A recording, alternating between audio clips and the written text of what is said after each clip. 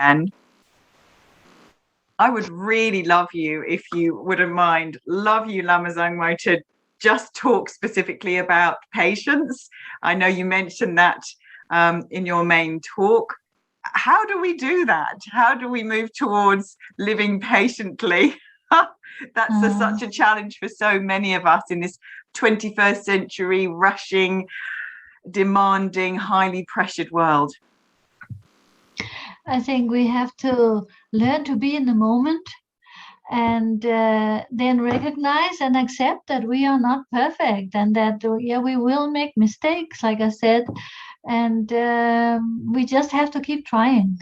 Maybe I don't have so much more to say right now, but just to keep trying and keep improving, because in a sense that's what we do with meditation as well. We do it again and again and again. Anything that we want to bring to some form of perfection or improvement, we need to do it many times. We can't just expect to go from take a big leap forward without any effort. And would you say that we need to let go as best we can the self-judgment when the impatience does arise again? Sure. How we tend to ourselves when we find ourselves frustrated, either impatience with ourselves or others? Yes, because that is very, like, the judgment aspect is again a very busy, overactive mind that is not truly in the moment. So instead of being in the moment, we are observers, and that's where we are constantly involved in judging. Yes. So when we are impatient, are we pushing forward to the future then, or is it that we're comparing to the past? Where are we if we're not in the present moment with our impatience?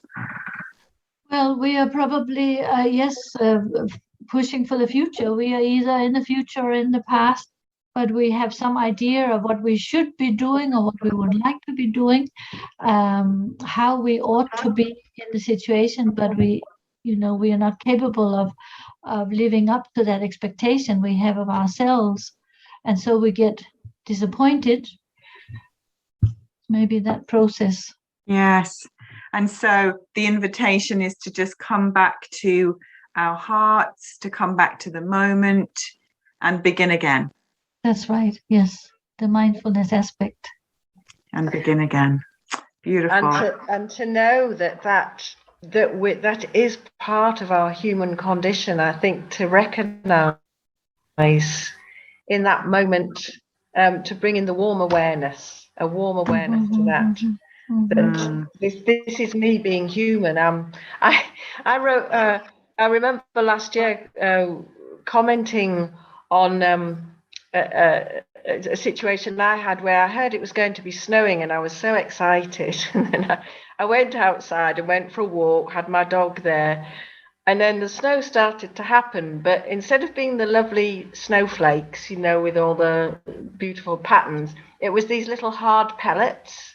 And so then I became really disappointed and disillusioned, and because I thought it's the wrong type of snow, and then I so laughed at myself.